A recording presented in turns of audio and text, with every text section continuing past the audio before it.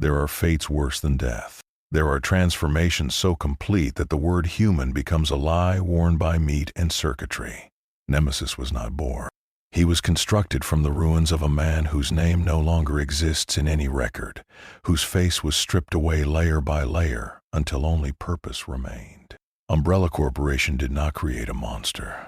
They created inevitability. The laboratories beneath Raccoon City hummed with the kind of silence that precedes atrocity. Scientists in sterilized suits moved through corridors where ethics had been surgically removed years before. They called it progress. They called it evolution. What they built in those sterile chambers was neither.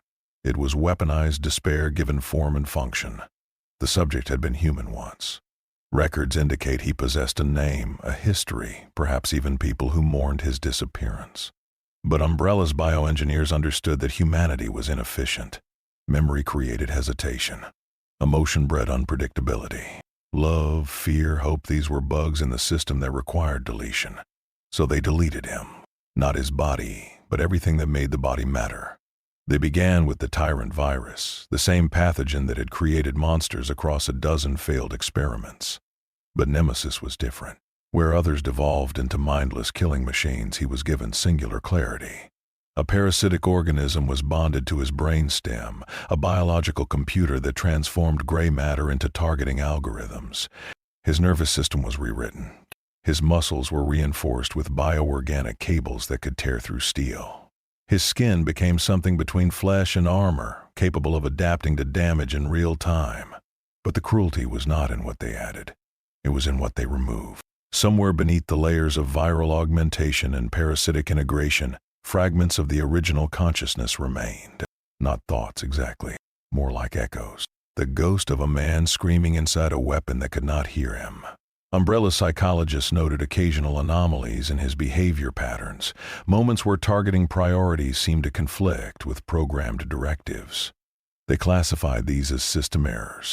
They never considered them as something far more tragic. They never considered them as the last gasps of a drowning soul. The directive was simple. Destroy. 3 words that became his entire existence. He was deployed against S.T.R.S. operatives, enhanced soldiers who had become thorns in Umbrella's ambitions. He pursued them through burning streets and collapsing infrastructure with the patience of continental drift. Bullets slowed him. Explosions scattered him. Fire consumed him. And still he returned, because stopping was not within his design parameters. He was perfect. He was inevitable. He was alone in a way that transcends loneliness, because loneliness requires the memory of connection. But Umbrella's ambition never recognized limits, and limits are what separate science from blasphemy.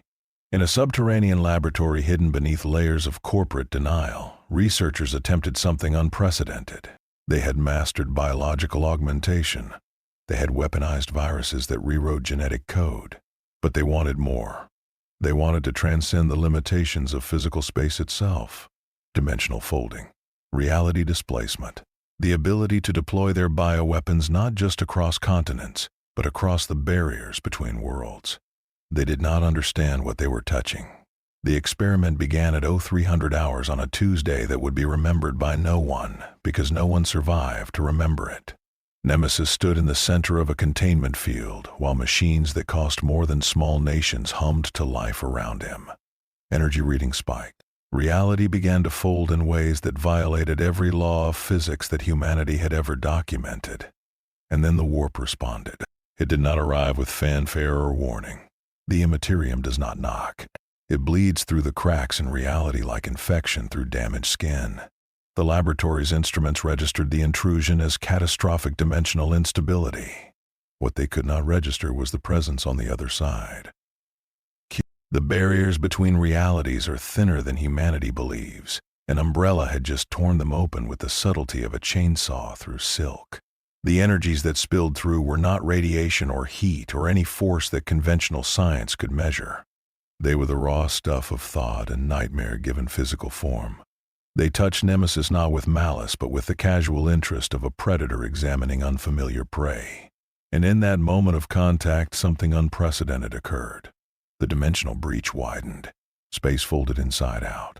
The laboratory collapsed into itself as reality rejected the violation of its laws. Scientists were erased not by explosion but by simply ceasing to exist in any meaningful sense. Equipment worth billions dissolved into constituent atoms. And Nemesis, standing at the epicenter of collapsing space-time, was pulled through. Not summoned, not transported. Thrown. Cast beyond the boundaries of his universe into an ocean of madness that had been churning since before humanity learned to fear the dark. The last thing his targeting systems registered before reality collapsed entirely was not a threat to eliminate or a target to pursue. It was something his programming had no classification for. Vast beyond comprehension, patient beyond measure, watching from a throne of gold and agony across gulfs of space and time that should have made observation impossible. For one fraction of a second, the weapon that had forgotten it was human felt something his creators had tried to erase completely. He felt seen. Then the universe tore itself apart around him, and Nemesis fell screaming into forever. Not screaming with voice, because his vocal cords had been repurposed for threat assessment, but screaming in the way that consciousness screams when everything it has ever known dissolves into colors that have no names and sounds that predate ears. Umbrella's experiment ended in total facility loss. The entire underground complex collapsed. Official reports blamed seismic activity. 17 researchers were declared dead. Nemesis was classified as destroyed. They were wrong on every count that mattered. Somewhere beyond the skin of reality, in a place where physics were suggestions and madness was the only constant, a weapon designed for a small war in a dying city tumbled through the screaming void. His biological systems began adapting to conditions that should have rendered adaptation meaningless. His targeting protocol searched for threats in an environment composed entirely of threat. His nervous system, augmented beyond human limitations, struggled to process input from a realm where up and down were philosophical positions rather than directions. And deep beneath layers of programming and viral augmentation, something that had once been human began to remember that it had forgotten something important. Something about a face, something about a name, something about being more than this. The Imperium is not a place. It is the absence of place, the unlocation where thought becomes terrain and emotion manifests as physics. Demons swim through its currents like sharks through blood-warm water. Souls scream as they dissolve into the Gestalt consciousness of hungry gods. Time moves sideways. Space folds into itself like origami constructed by a mad child. This is where Nemesis awoke, if awakening is the right word for regaining function in a realm that rejects function as a concept. His optical sensors came online first, attempting to process input that violated every parameter in their programming. Colors that existed outside the visible spectrum burned across his vision. Shapes twisted through dimensions his targeting computer could not calculate. Distance became meaningless when the horizon was simultaneously touching his face and stretching into infinity. His system struggled, adapted, struggled again. Error messages cascaded through his neural interface faster than his augmented processors could dismiss them. But he did not break. Breaking would have been a mercy. His biological components began cataloging the environment with the grim determination of evolutionary pressure compressed into seconds. Radiation levels incompatible with carbon-based life. Atmospheric composition consisting of crystallized screaming. Temperature readings that fluctuated between absolute zero and the heart of dying stars. Every cell in his reconstructed body should have liquefied immediately. Instead, the tyrant virus that formed his foundation did what it was designed to do. It adapted. Flesh that had been human once rippled with changes too rapid for the eye to follow. His skin developed layers that existed partially outside conventional space-time. His musculature rewrote itself to function in an environment where physical laws were polite suggestions. The parasitic organism fused to his brainstem evolved defensive protocols against sensory input that would have shattered an unmodified mind completely. And the warp, ancient and eternally hungry, turned its attention toward this strange new morsel that had appeared in its depths. Demons circled him the way carrion birds circle the dying. Lesser warp entities, things of spite and hunger given temporary form, approached with the confidence of predators encountering prey. They reached for him with appendages that were sometimes claws, sometimes concepts, sometimes the manifested regret of civilizations that had died screaming millennia ago. They touched his mind and recoiled. There was nothing there to corrupt. Chaos feasts on desire, on hope twisted into despair, on the rich emotional landscape that sapient beings carry within their souls. It is a parasite that requires the warmth of consciousness to breed. But Nemesis possessed no desires beyond his programming. He harbored no hopes to poison. His emotional landscape had been scorched to bedrock and paved over with targeting protocols and threat assessment algorithms. He was a weapon. Weapons do not dream. They do not fear. They do not hunger for anything except the completion of their function. The demons found him indigestible. A thing of Nurgle, bloated with pestilence and the joy of decay, attempted to infect him with plagues that had ended empires. The diseases took root, flourished briefly, and then were consumed by the tyrant virus as raw material for further adaptation. His immune system treated Nurgle's gifts as it would any other pathogen, cataloging, analyzing, and integrating useful components while purging the rest. The demon withdrew, confused in the way that entropy becomes confused when confronted with a system that becomes more ordered through corruption. Something that served Tzeentch, all flickering possibilities in ever-changing form, tried to rewrite his genetic code with mutations that would have transformed him into a gibbering monument to change itself.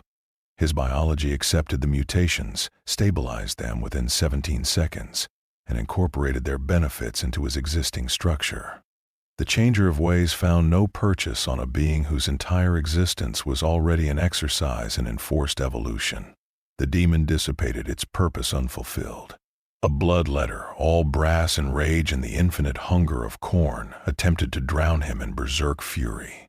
It pressed against his consciousness with the weight of countless battlefields, trying to ignite the primal aggression that lurks in all predators. Nemesis's targeting systems absorbed the input, classified it as interference with optimal combat efficiency, and filtered it out. Rage required ego. He possessed only function. The demon's fury broke against him like waves against a shore that could not care about the ocean's anger. Even Slaanesh's servants, beings of sensation and excess, who could find pleasure in the space between atoms, withdrew from him unsatisfied. They sought to overwhelm him with stimulus beyond endurance, or to seduce him with the promise of sensation beyond imagination. But Nemesis felt nothing beyond the binary confirmations of his operational status. Pain was damage assessment. Pleasure was system optimization. The space between where Slaanesh breeds its particular corruption simply did not exist within him. The warp had never encountered something like this before. He was alive, but not sapient in the way the Imperium understood sapience. He was flesh, but more machine in the ways that mattered.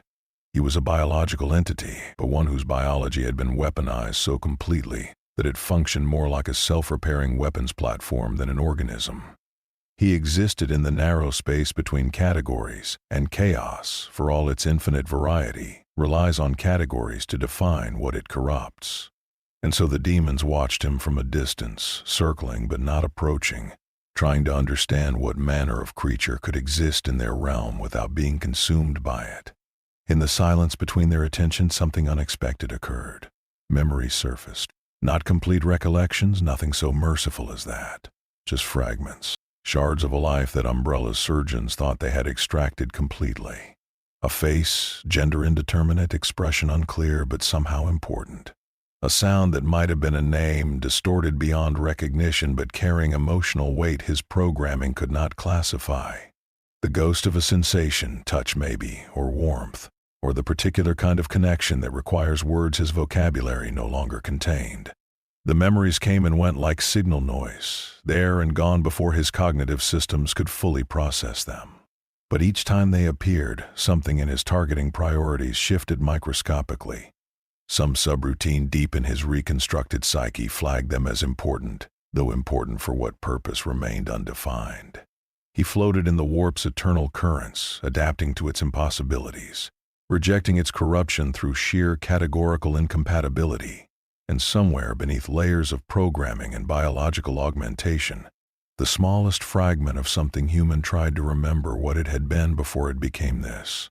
The weapon that could not be corrupted, the predator that could not be seduced, the machine that refused to forget it had been forged from a man. The warp did not understand him. Perhaps that was the only thing keeping him alive. Hive world Secundus Tertius was dying long before Nemesis arrived. The planet's sprawling industrial cities had been infiltrated by genestealer cults for 3 generations, the Xenos infection spreading through the underhive like cancer through neglected flesh. When the uprising came, it came with the coordination of 1,000 simultaneous strikes. Planetary defense forces crumbled. The Administratum's rule collapsed into anarchy. And the Imperium, vast and slow as continental drift, finally acknowledged the crisis and dispatched assets. The Space Marines of the Obsidian Sentinels chapter arrived with the grim efficiency of surgical strikes translated into orbital bombardment. Their drop pods carved burning lines through polluted skies. Their bolters spoke litanies of cleansing as they pushed into the hive's corrupted depths. It should have been a standard reclamation, brutal, bloody, but predictable. Then reality tore open above the planet's northern hemisphere, and something fell through. The entry was not graceful. Nemesis hit the upper atmosphere at velocities that should have incinerated anything organic. His body, adapted to the warp's impossible physics, struggled to readjust to conventional reality. Friction tore away outer layers of adaptive tissue. Heat that could melt ceramite scorched him down to reinforced bone. He struck the Hive City's industrial sector like an extinction event in miniature, the impact cratering 3 city blocks and sending a mushroom cloud of debris into the toxic sky. The genestealers reached the crater first, drawn by the psychic disturbance of his arrival. They scrambled over rubble with inhuman speed, claws extended, preparing to tear apart whatever had fallen from the sky.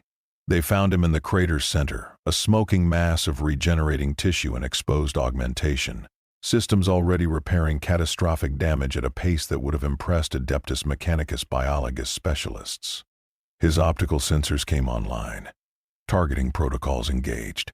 The genestealers registered as threats. What followed was not a fight. It was a field test. Nemesis moved through the Xenos swarm with efficiency that bordered on artistry. His fists, reinforced with bioorganic polymers, pulped carapace and bone with equal ease. The tentacles that erupted from his shoulder mass functioned as both weapons and sensory organs, tracking targets in 360 degrees while simultaneously collecting combat data. A genestealer's claw opened his torso from shoulder to hip.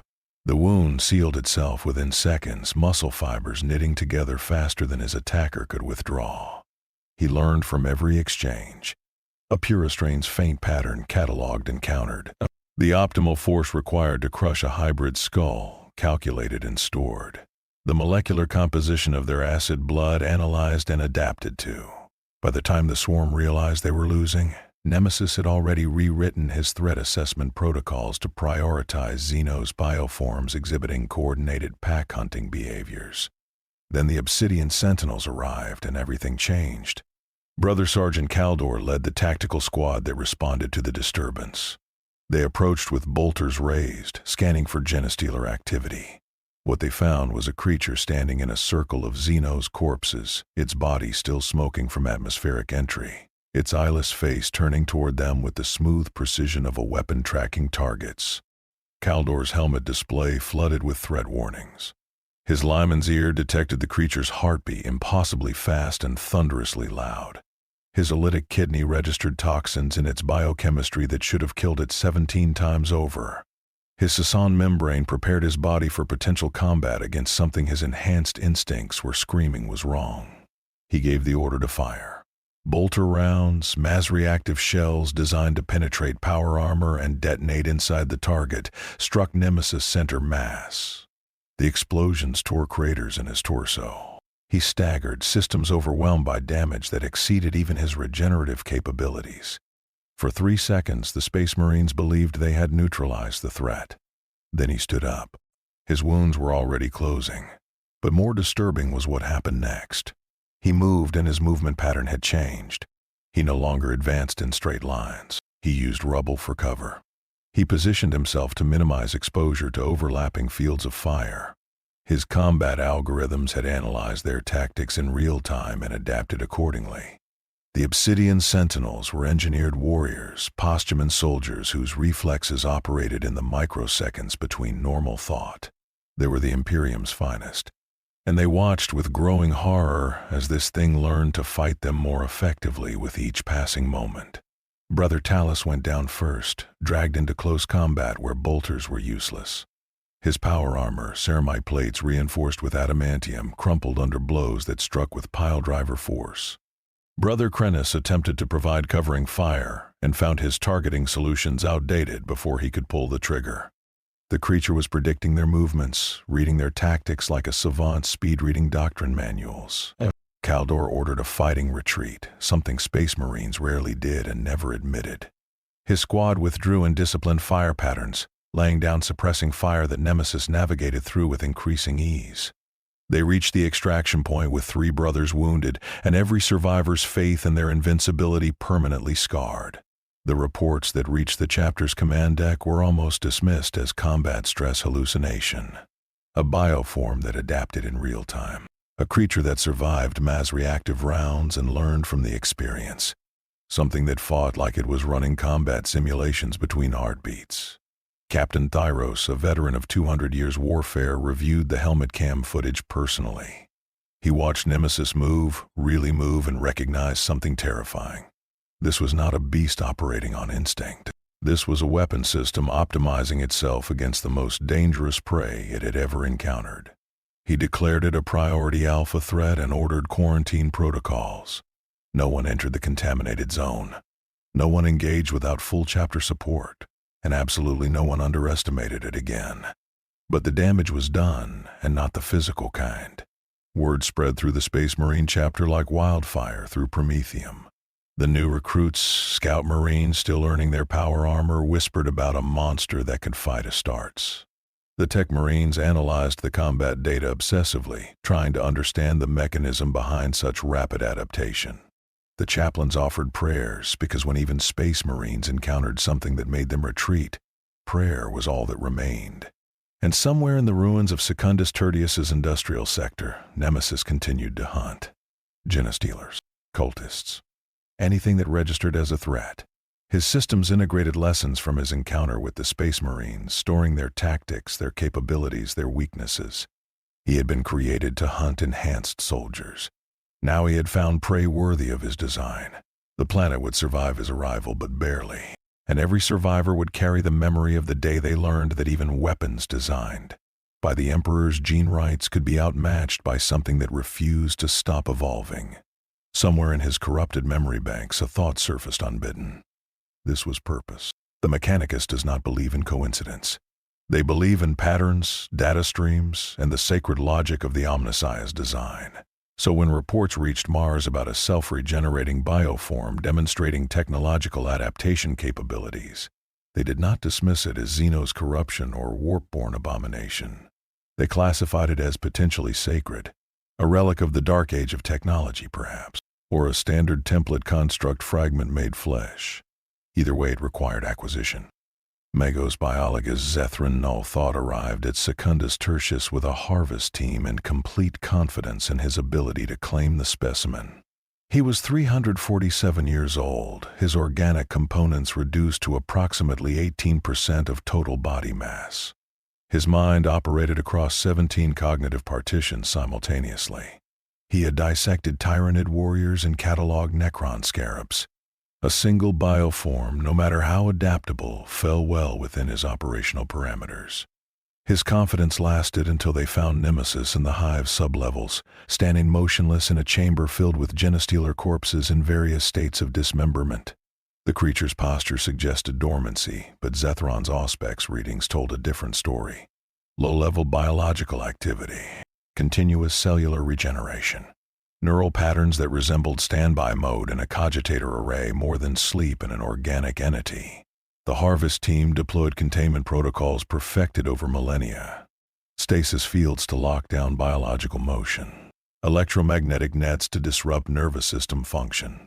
Null field generators to suppress any latent psychic activity. The equipment represented the cutting edge of Mechanicus bioacquisition technology, blessed by 3 separate tech priests, and anointed with sacred oils pressed from machinery that had never known failure. Nemesis came online the moment the stasis field touched him.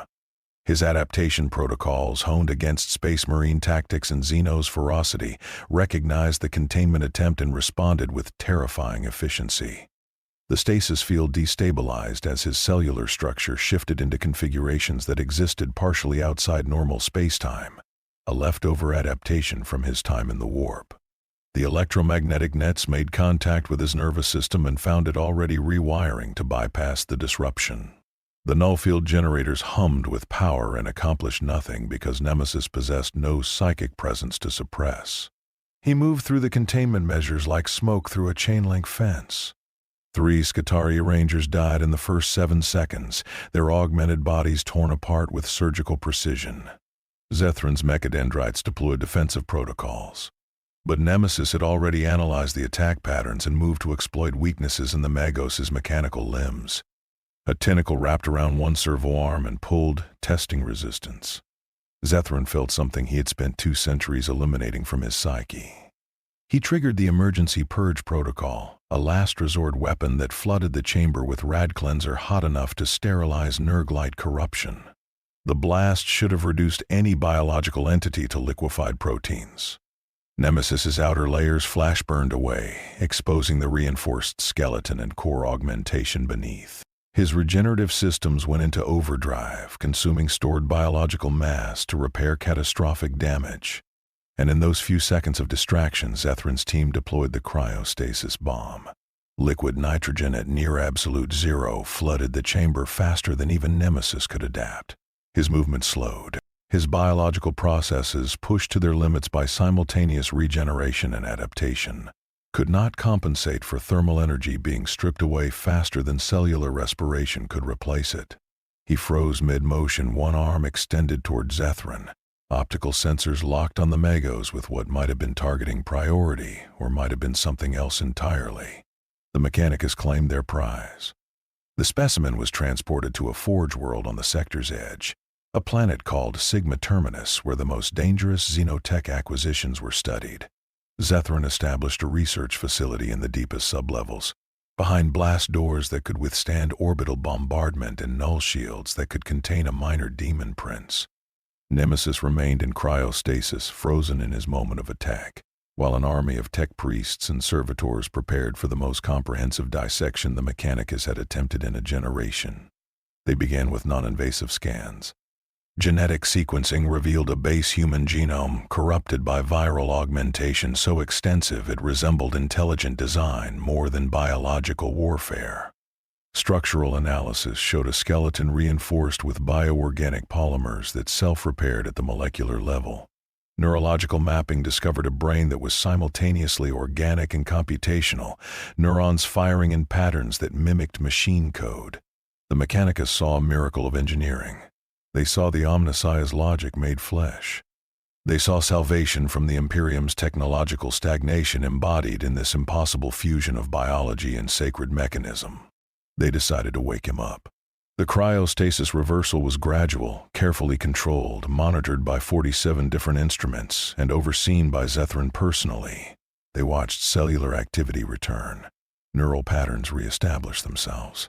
Those eyeless sockets focusing with the smooth precision of camera lenses adjusting aperture. Every reading remained within predicted parameters until the moment he achieved full consciousness.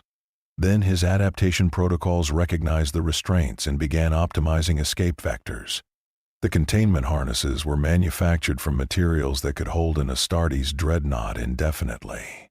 Nemesis's biological systems analyzed their molecular structure, identified stress points, and began generating the precise combination of leverage and force required to compromise structural integrity. The observation window, constructed from armor crystal 3 feet thick, showed the tech priests his eyes opening. Those dark pits that held no pupils but somehow still conveyed the sense of being watched, being measured, being hunted. Zethran ordered sedative protocols. Chemical agents flooded the containment chamber, designer toxins that could drop a carnifex in 30 seconds. Nemesis's metabolism absorbed them, cataloged their composition, and began producing antibodies faster than the Mechanicus could increase dosage. His restraints groaned. Microfractures appeared in the armor crystal window. The research facility's machine spirits registered distress. The Mechanicus does not panic, but something close to panic rippled through the research team as they realized they had not captured a specimen. They had caged something that was actively learning how to escape. Zethran made a decision that would haunt him through his remaining decades. He authorized direct augmentation. If the specimen could not be contained through restraint, perhaps it could be controlled through integration. Mechanicus augmentation. Sacred cybernetics that would interface with its nervous system and allow external oversight of its functions. They would not dissect it. They would sanctify it, make it part of the Omnissiah's greater design. The surgical procedures took 17 days. Teams of tech priests worked in rotating shifts, installing neural interfaces, biomechanical regulators, targeting cogitators that would enhance and direct its hunting capabilities. They grafted servomotors to enhance its strength, implanted auspex arrays to expand its sensory range, integrated power cells that would sustain its biological systems during extended operations. They believed they were improving it. They were creating something worse. When Nemesis awoke from the final procedure, he was no longer purely biological. The Mechanicus augmentation had integrated perfectly with his existing systems. The tyrant virus treating the cybernetics as it would any useful mutation, accepting them, optimizing them, making them part of his evolutionary template. He stood in the surgical theater, restraints still locked, and for the first time since his arrival in this universe, he felt something approaching completeness. The targeting cogitator gave him precision beyond anything Umbrella had engineered. The auspex arrays let him perceive threats through 17 different spectrums simultaneously. The servo-enhanced musculature multiplied his already superhuman strength into ranges that challenged physics. He was faster, more aware. And the Mechanicus had given him detailed schematics of their facility's layout during the neural interface installation. He broke containment 47 minutes after awakening. The escape was not frantic or desperate. It was methodical. He moved through the research facility like water finding paths through stone, adapting to each security measure seconds before encountering it. Skitarii vanguards attempted to stop him and discovered their blessed weaponry analyzed and countered. Servitors moved to block his path and were dismantled with brutal efficiency. Zethran himself confronted the specimen in the facility's main corridor, every mechadendrite armed, every weapon system primed. Nemesis walked past him without attacking, threat assessment algorithms determining the Magos was no longer a priority target. He had been given something in this place. Not freedom, because weapons do not comprehend freedom, but capability, enhanced capability. The Mechanicus had tried to claim him, to sanctify him, to make him part of their machine cult's greater purpose. Instead, they had made him more of what he already was. More weapon, more predator, more inevitable. He disappeared into Sigma Terminus's industrial wastelands, a figure that was now impossible to classify. Biological, mechanical, both, neither. The Mechanicus labeled him Xenotech Gaminol and classified all data regarding his existence under seal of the Fabricator General. But data has a way of spreading, and the Mechanicus is very good at keeping records. Word began to filter through tech priest networks. A specimen that had survived sacred augmentation and emerged stronger. A fusion of flesh and blessed mechanism that operated outside Mars's authority. An abomination, some called it. A miracle, others whispered in binary cant where the Orthodox could not hear. And Nemesis, somewhere in the dark places between Forge World halves, continued his evolution, now carrying the Omnissiah's gifts alongside Umbrella's curses, a weapon growing beyond anyone's ability to control or comprehend.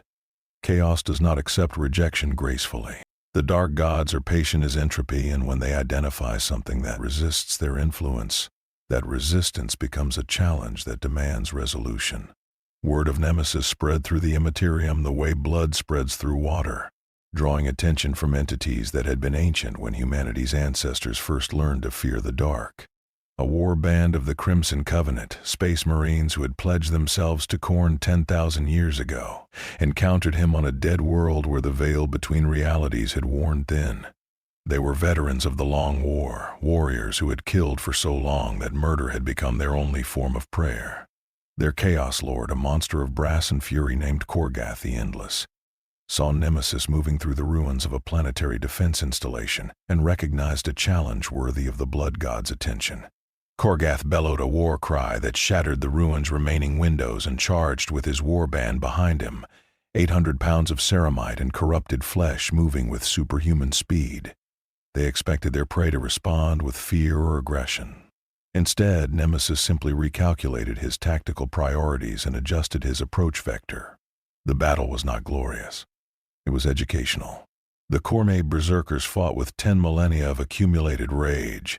Every blow struck with enough force to crater tank armor. Nemesis fought with optimization protocols that had been learning from every encounter since Raccoon City. He analyzed their attack patterns in microseconds, predicted their movements based on stance and muscle tension, exploited the split-second delay between their inhuman rage and their posthuman reflexes. Brother Vrakesh, who had killed in Khorne's name on 1,000 worlds, found his Chanax caught in Nemesis's grip. Before he could process surprise, his arm was removed at the elbow joint where power armor sealing was weakest. Brother Thalgrim, who had bathed in the blood of entire planetary populations, discovered that his centuries of combat experience meant nothing against an opponent who learned faster than he could adjust tactics. Korgath himself lasted longer, his brass armor and demon-forged strength meeting Nemesis in a collision that left a crater in the rockcrete. They traded blows that would have pulverized Astartes-grade ceramite. The Chaos Lord's axe carved wounds that would have killed any mortal creature 17 times over. And Nemesis healed them, adapted to the attack vectors, and struck back with increasing precision. The killing blow came when Korgath overextended, a mistake born from 10,000 years of encountering nothing that could match his fury. Nemesis's fist, augmented by Mechanicus servomotors and driven by targeting calculations, punched through the Chaos Lord's armor and tore out something that might have been a heart once, before Khorne's gifts had transformed it into an engine of perpetual rage. Korgath fell and something impossible happened. He felt fear. Not the fear of death, he had died and been reborn in Khorne's name countless times, but the fear of being killed by something that felt nothing. No rage, no hate, just targeting protocols achieving optimal resolution. The blood god's attention turned toward this anomaly, and Khorne found nothing to claim. Rage requires emotion. This creature possessed only function. The skull would be worthless on Khorne's throne because taking it would mean nothing to either the killer or the killed. Chaos withdrew its interest, confused and unsatisfied. But the other gods were not finished testing. A 1,000-sun sorcerer named Athanar, the Twice-Changed, attempted to bind Nemesis through rituals that could reshape reality itself. He stood in a circle of warp fire and spoke words and languages that predated human vocal cords, weaving change and mutation into the space around his target. He had transformed space marines into chaos spawn. He had reshaped planets. One biological weapon, no matter how adapted, should have been trivial. The mutations took hold. Nemesis's flesh writhed as Tienkian energies attempted to rewrite his genetic code into impossible configurations. Extra limbs began budding from his torso. His skeletal structure started reorganizing into geometries that violated Euclidean space. His neurological pathways began splitting into parallel cognitive streams. Then the tyrant virus responded. It consumed the mutations as raw material. The extra limbs were integrated and optimized. The skeletal restructuring stabilized into a more efficient load-bearing configuration. The cognitive splitting was harnessed to create parallel processing capabilities that enhanced his tactical analysis speed. Within 4 minutes, every change T-Sash had inflicted had been adapted, incorporated, and turned into advantage. Athanar watched his greatest working turn into enhancement rather than corruption. He tried to unweave the spell, but Nemesis had already absorbed its structure and begun producing counter-frequencies in his bioelectric field. The sorcerer's control collapsed. His warp fire circle imploded. He fled through a portal that cost him 3 years of his remaining lifespan to open, leaving behind his grimoires and his confidence. T-Singe, the changer of ways, observed this outcome and found it oddly satisfying in its irony. Change pursued to its logical extreme had created something that could not be changed because it changed too efficiently. The architect of fate added Nemesis to the grand calculation and moved attention elsewhere. Nurgle's plagues came next, delivered by a demon prince whose body was a garden of divine diseases. Each virus was a masterwork of entropy, capable of reducing entire hive cities to septic sludge. The demon prince, Festus the Blightbringer, approached Nemesis with genuine affection, eager to share grandfather Nurgle's gifts with this resilient specimen.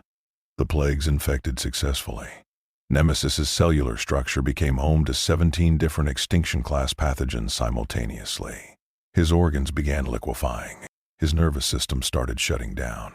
For 12 seconds, it appeared that Nurgle's persistence had succeeded where Khorne's rage and Sensuous change had failed. Then his immune system, already adapted to survive tyrant virus integration, recognized the plagues as inferior parasites and began consuming them.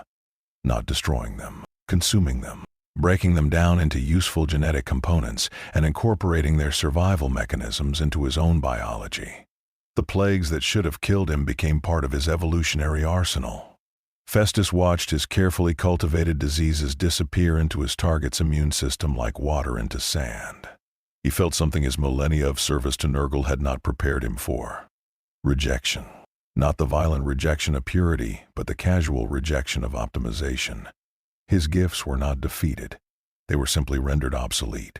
The demon prince withdrew, leaving Nemesis standing in a circle of ground that should have been toxic for centuries, but was instead simply inert.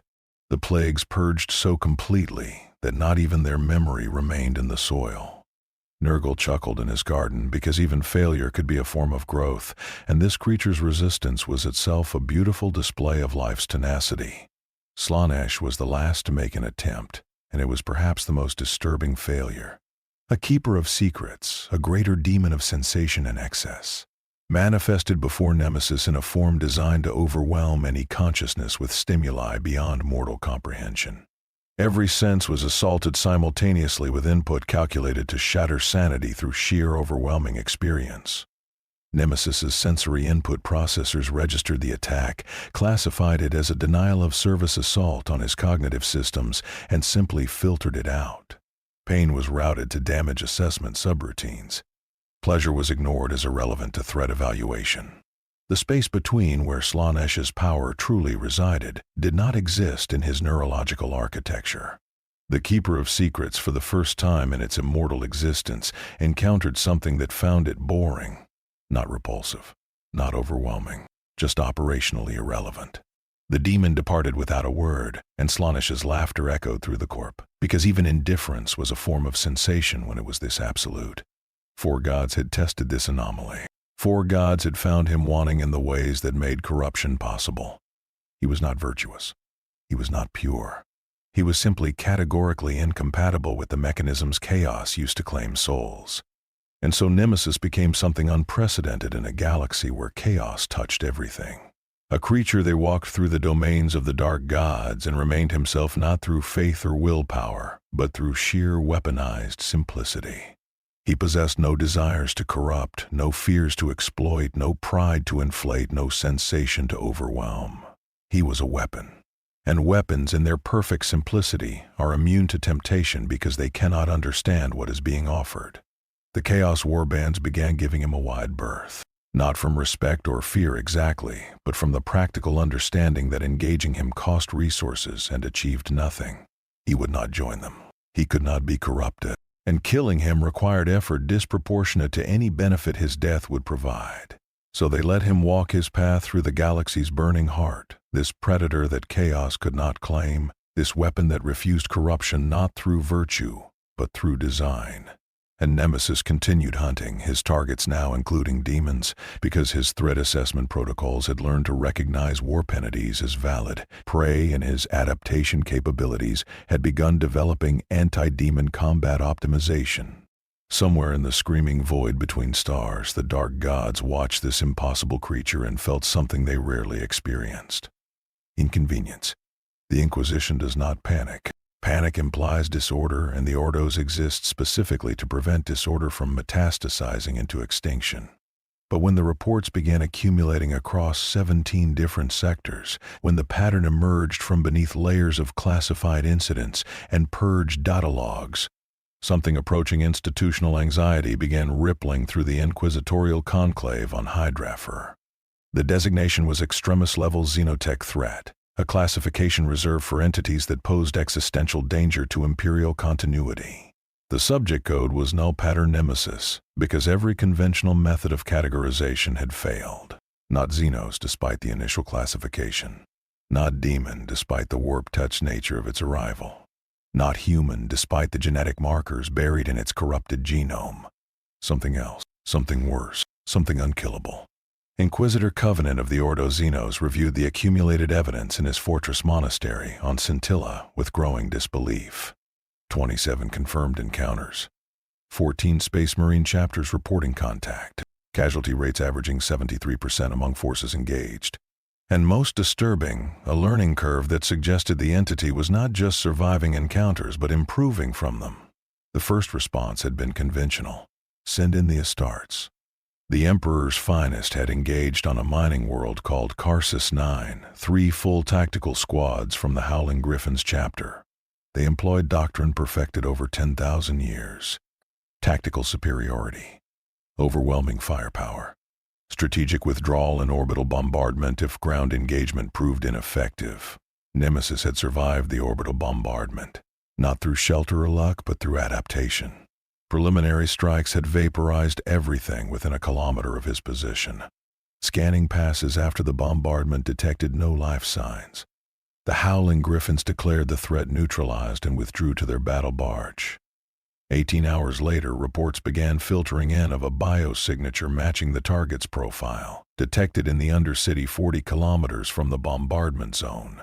Investigation revealed something that violated every understanding of biological resilience. Nemesis had not survived the orbital strike. He had been atomized by it. But at a molecular level, some component of his cellular structure had remained viable, some fragment of the tyrant virus capable of using ambient organic material to begin reconstructing the whole organism. He had regrown himself from genetic ash. The Inquisition escalated. The Grey Knights, the Imperium specialists in demonic threats and warp-touched abominations, received deployment orders from Titan itself. A full brotherhood, 10 of the Emperor's finest demon hunters, teleported directly into Nemesis's projected location on a fortress world called Mordian Primus. They brought sanctified weaponry, psychic wards, and prayers that had banished greater demons back to the Imperium. Nemesis was not a demon. The engagement lasted 6 minutes. Brother Captain Arvin Stern, a veteran of 3 Black Crusades and 100 warp incursions, led the assault personally. His nemesis force halberd, a weapon that had slain demon princes, struck true and cleaved through the target's torso. Psychic fire, channeled through 4 supporting Grey Knights, should have immolated any warp-touched entity down to its constituent ethereal components. The target adapted to psychic attacks mid-combat. His biology, already evolved to resist chaos corruption, began generating null-field properties at the cellular level. The Grey Knight's greatest strength became irrelevant. The engagement devolved into close combat, and in close combat, Nemesis possessed advantages no amount of training could overcome. He learned faster than they could adjust. He healed faster than they could inflict permanent damage. He was patient in ways that even Space Marines, with their extended lifespans and conditioned discipline, could not match. The Brotherhood retreated through emergency teleportation. They left behind 2 brothers, consumed by something that should not have been able to harm anointed warriors protected by the Emperor's own aegis. Brother Captain Stern filed a report that reached the High Lords of Terra within a solar day. Its conclusion was brief and unprecedented. Subject demonstrates immunity to conventional termination protocols. Recommend Exterminatus class response. The Inquisition authorized planetary sterilization. The world was called Threnos, a minor agri-world where Nemesis had been tracked after a merchant vessel reported anomalous biosigns in its lower cargo decks. 23 million Imperial citizens called Threnos home. The Inquisition weighed their lives against the threat of allowing this entity to continue evolving and spreading. The math was not difficult. Cyclonic torpedoes were launched from 3 different orbital positions. Weapons designed to crack continental plates and boil atmospheres struck Threnos simultaneously. The planet's surface temperature reached levels that turned sand to glass and stone to vapor. Seismic activity shattered the crust. The atmosphere ignited. Everything organic down to bacterial level was sterilized. The Inquisition declared the threat neutralized and reclassified the incident as a genestealer uprising requiring maximum response. Threnos was marked as Perdita on Imperial charts. Its coordinates were removed from navigational records. The 23 million dead were honored in a single line of mourning text entered into the Administratum's endless ledgers. 6 weeks later, a patrol vessel detected a biosignature matching Nemesis's profile on an asteroid mining station 17 light-years from Threnos' last known coordinates. The Inquisition's response shifted from disbelief to horror to grim determination. Analysis suggested Nemesis had somehow survived Exterminatus by achieving escape velocity during the initial bombardment, his body adapting to hard vacuum and using asteroid debris as cover during transit to the mining station. Or perhaps fragments of him had contaminated the merchant vessel that had reported him. Microscopic viral components capable of reconstructing the whole organism given sufficient biomass and time. Either possibility was equally unacceptable. Inquisitor Lord Shiranis, a purist who had served the Ordo Xenos for 4 centuries, proposed a radical solution. If conventional termination had failed, if Exterminatus proved insufficient, then perhaps isolation was the answer. Find the entity, engage it not with intent to destroy, but with intent to trap, and launch the containment vessel into the nearest star. The mission was authorized. The Legion of the Damned, those ghost warriors who appear when the Imperium faces its darkest hours, manifested on the mining station without being summoned. They engaged Nemesis with weapons that burned with weird fire and determination that transcended death itself. The battle was witnessed by no survivors because the station's entire population had already been consumed. Biomass converted into raw material for Nemesis's continuous regeneration and evolution. The Legion succeeded in their mission.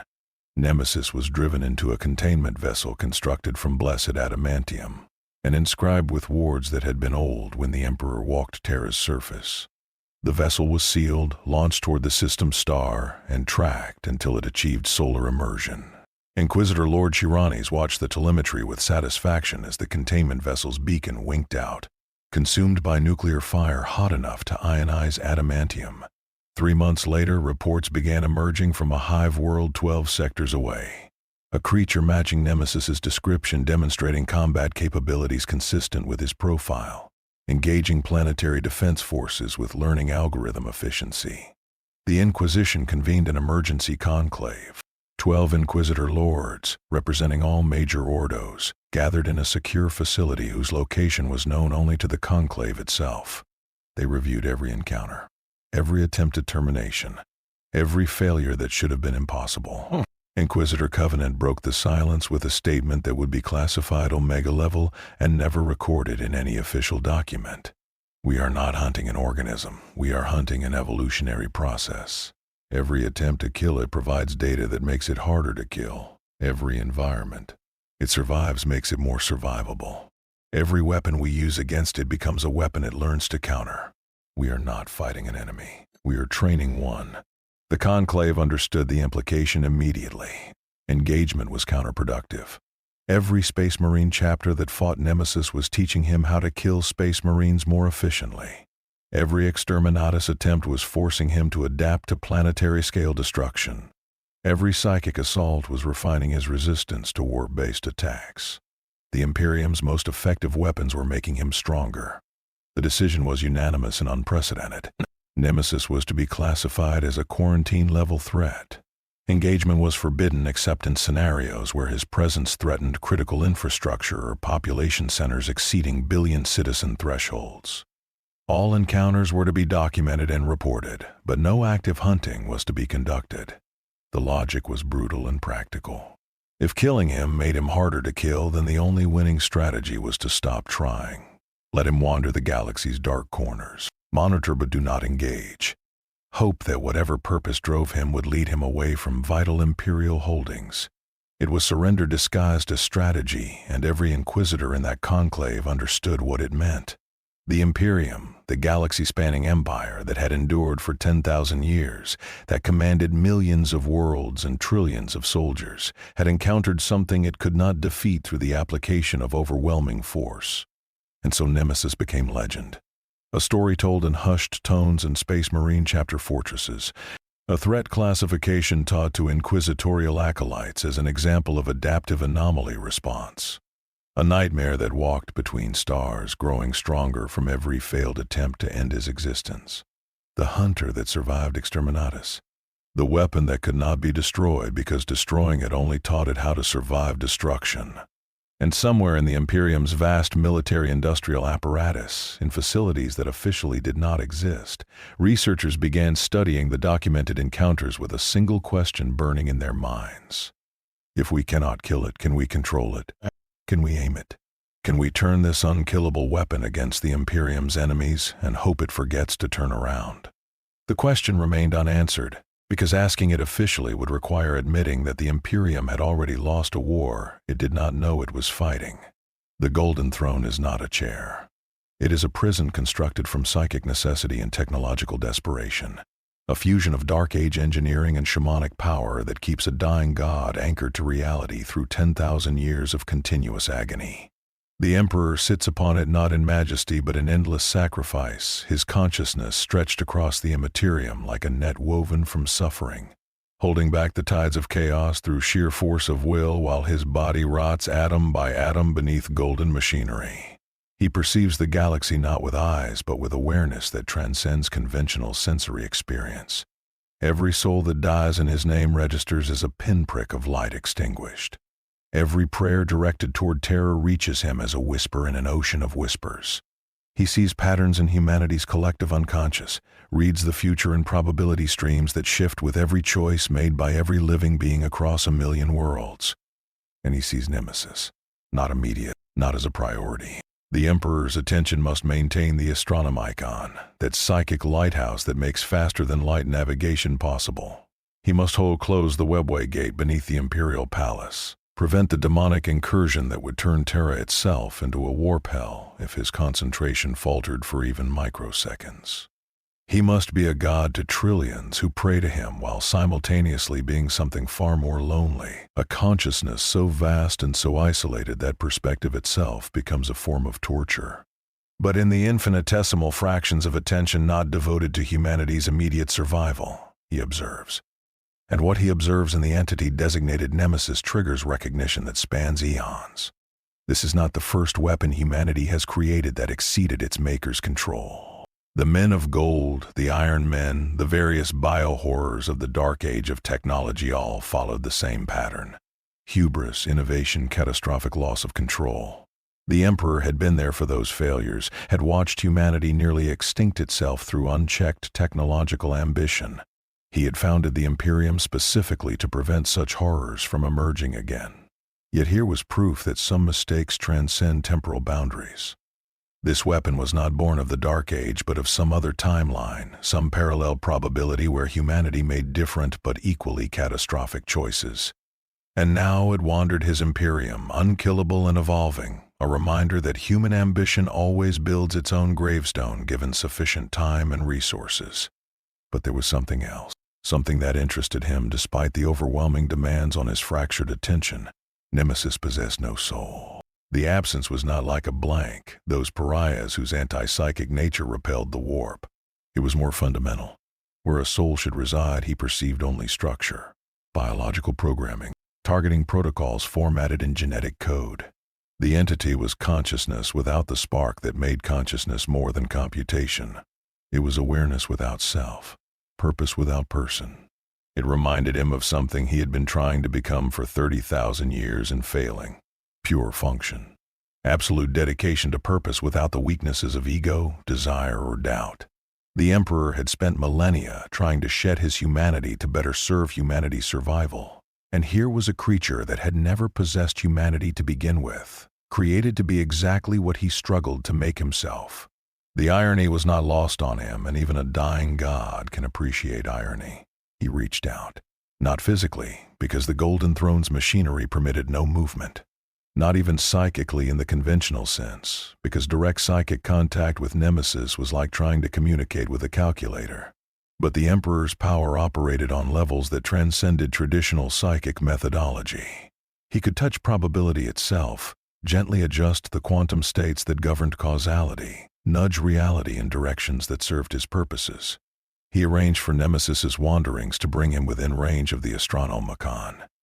The psychic lighthouse that guided humanity's ships through the warp was visible across the entire galaxy, a blazing beacon of the Emperor's will made manifest. But it was not merely navigational aid. It was statement.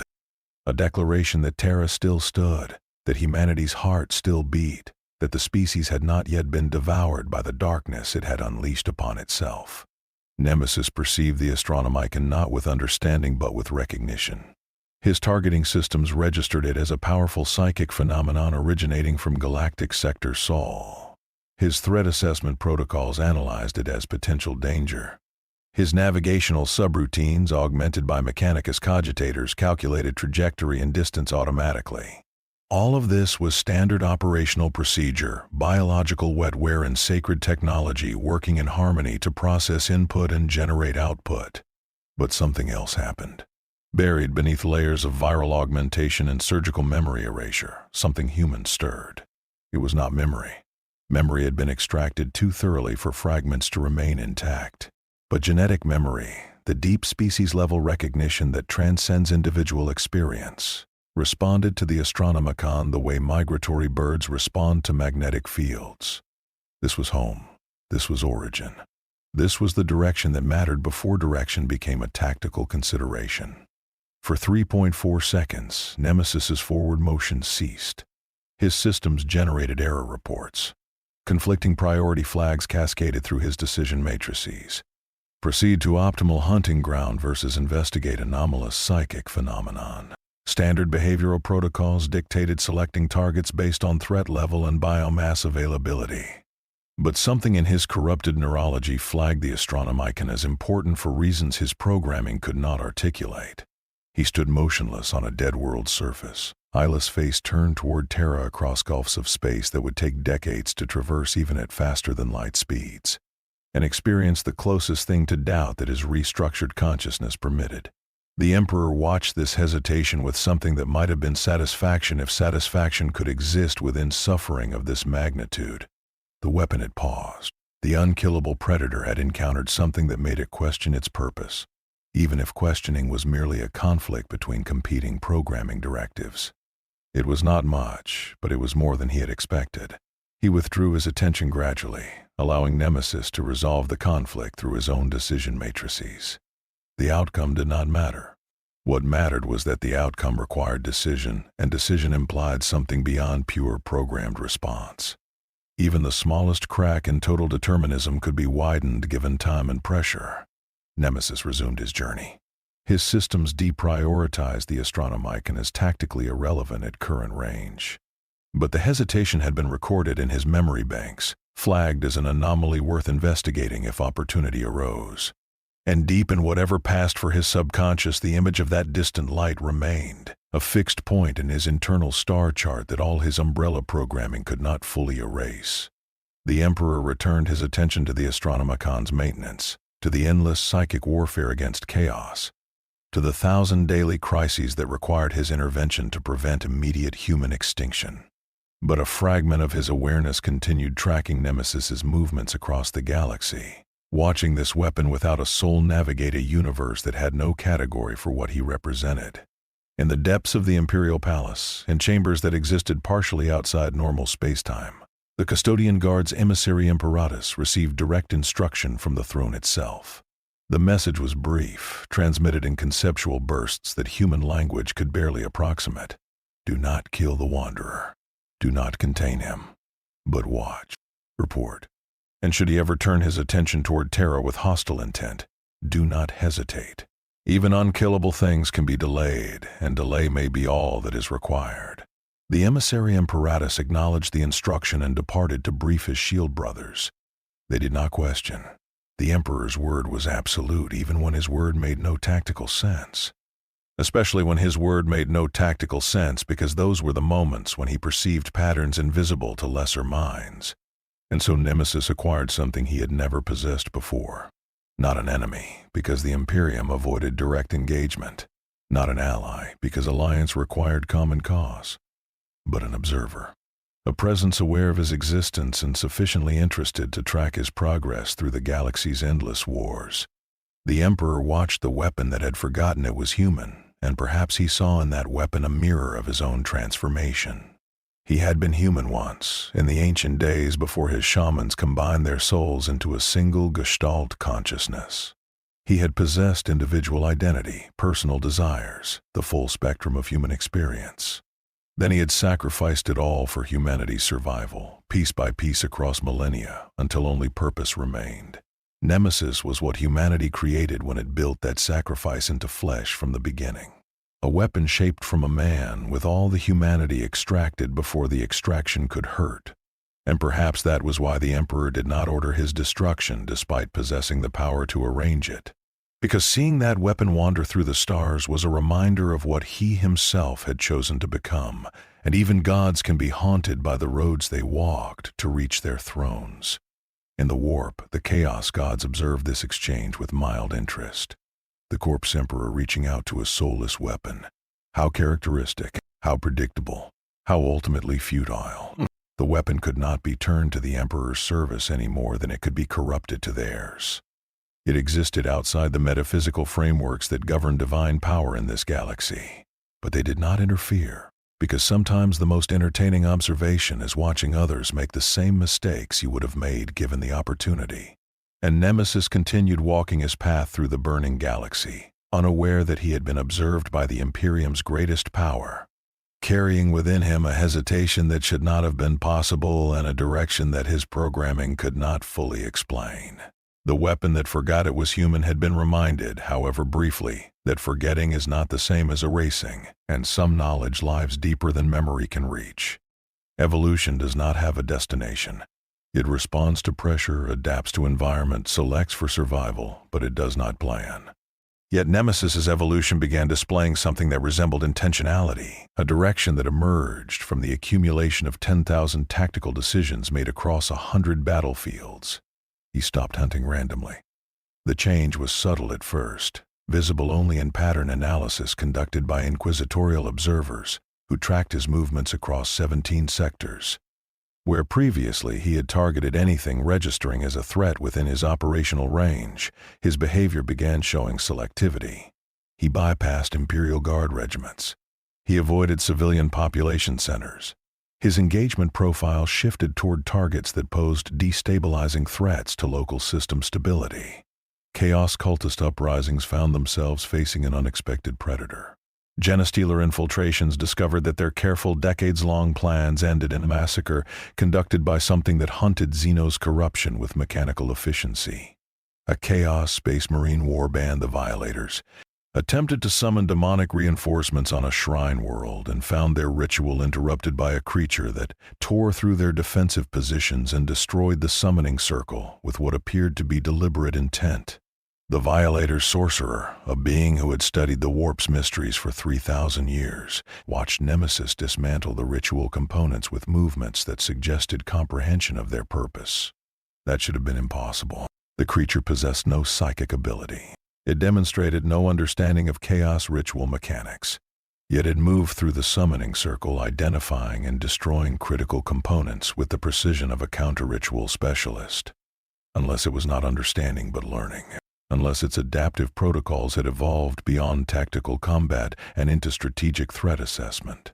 The sorcerer fled through emergency teleportation, leaving behind his grimoires and his confidence. His report to the warband's Chaos Lord was brief and disturbing. The hunter had learned not just how to fight, but what to fight.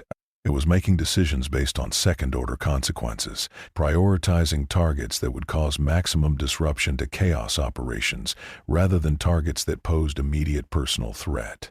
The behavior spread across multiple engagements. A tyrannid scouting organism was hunted and destroyed before it could transmit location data to the Hive fleet. A Necron tomb showed signs of premature awakening, and Nemesis appeared, driving the awakening constructs back into stasis through sustained assault on their resurrection protocols. A Dark Eldar raid found their webway portal collapsed after Nemesis somehow identified and damaged the anchoring mechanism.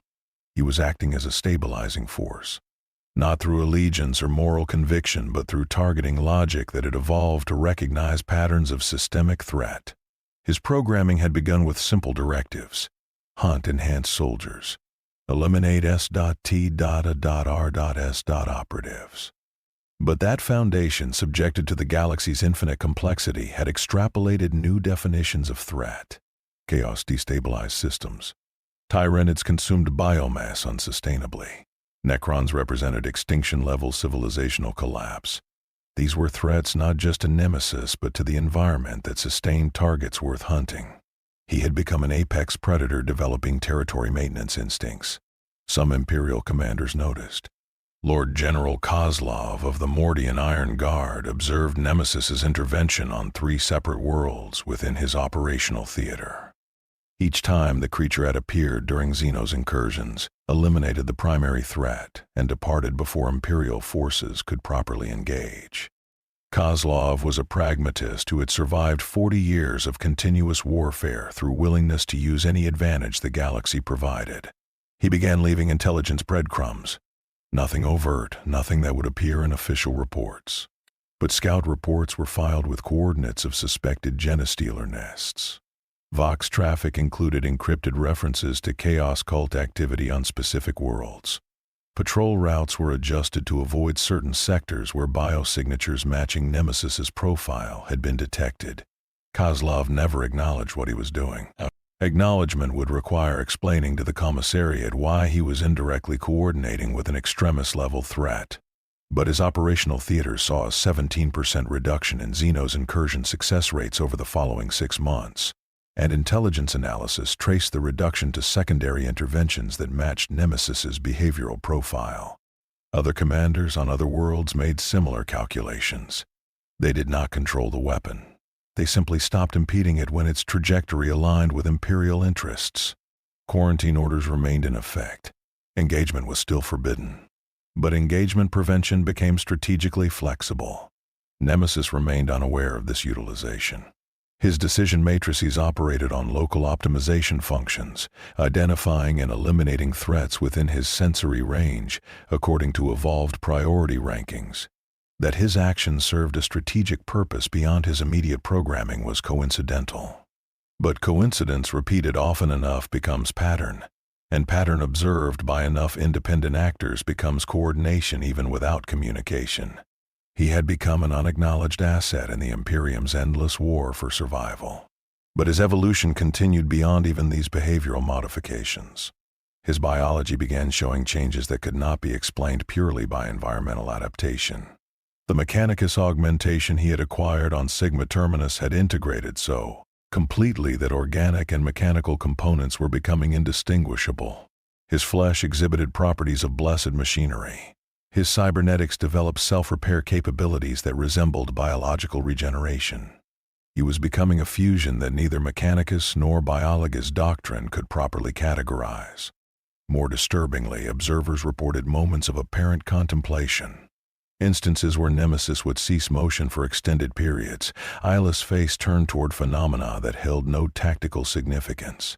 A binary star system viewed from a planet's surface. The ruins of a cathedral on a world long dead. A field of flowers somehow surviving in a battlefield's aftermath. The observations were classified and largely dismissed. Weapons did not contemplate. The behavior was likely some artifact of his augmented sensory systems processing environmental data. But the reports accumulated and patterns emerged. The contemplative moments occurred most frequently in the presence of beauty or tragedy, extremes of experience that resonated with something buried too deep for his programming to fully suppress.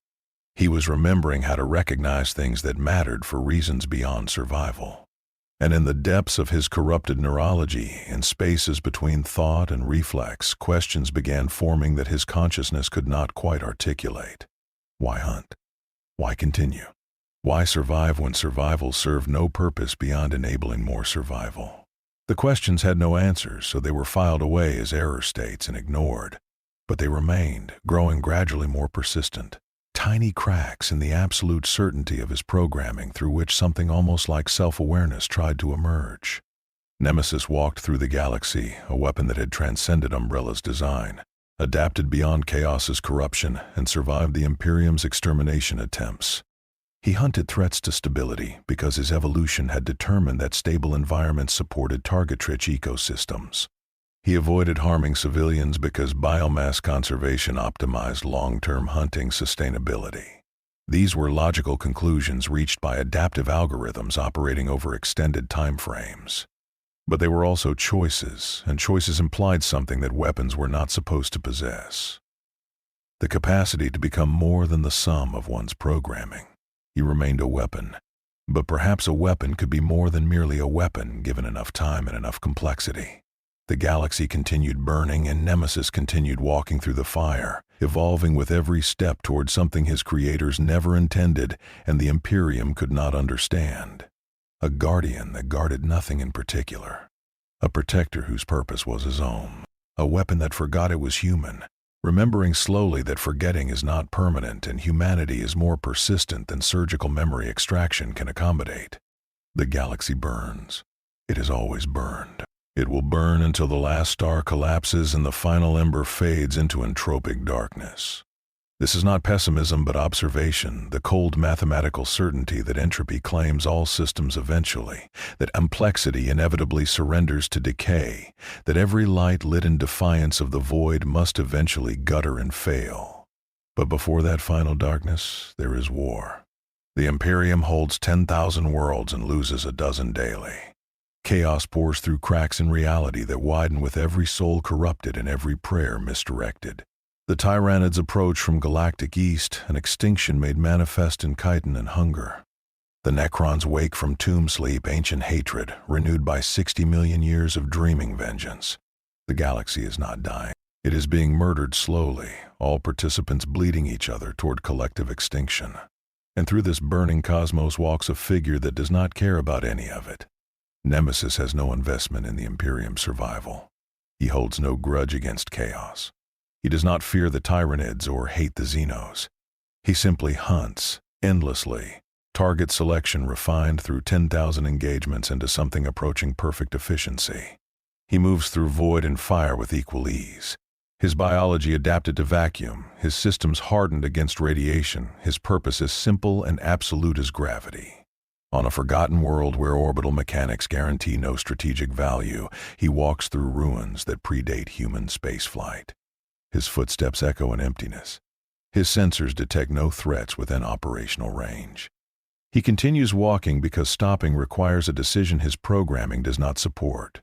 Motion is default state. Rest is error condition. A ship passes overhead, Imperial Navy patrol craft performing routine reconnaissance. Its auspex sweeps across him, registers an anomalous biosignature, flags it for investigation. The ship's captain reviews the data, cross-references it against threat databases, and finds the classification. Extremis level. Quarantine protocol in effect. Do not engage. The ship adjusts course and continues its patrol. Nemesis watches it go with sensors that see across 17 spectrums simultaneously. He catalogs the vessel's classification, armament, probable crew complement. His threat assessment protocols evaluate whether interception would be operationally beneficial. He determines it would not. The ship continues on its path. He continues on his. Two trajectories intersecting briefly in the void, each aware of the other, neither choosing conflict. This is what the galaxy has become for him. Not a battlefield, but a hunting ground so vast that encounters occur through statistical inevitability rather than deliberate engagement. He is alone in a way that transcends isolation, because isolation requires the memory of companionship, and he remembers nothing but purpose. Yet sometimes, in moments between hunts, fragments surface. Not memories but echoes. The shape of a face never fully resolved. The sound of a name spoken in a voice his auditory processing cannot reconstruct. The sensation of being something other than this, of existence defined by connection rather than function. The fragments are filed as error states and archived. But the archive grows, each fragment tagged with metadata, cross-referenced against patterns his systems cannot consciously process. Somewhere in the vast distributed network of his augmented neurology, connections are forming that his programming did not intend and cannot fully control. He is learning to remember what was taken from him. The process is glacial, measured in decades rather than days, hindered by viral corruption and surgical erasure in 10,000 years of Warhammer's brutal logic applied to his evolution.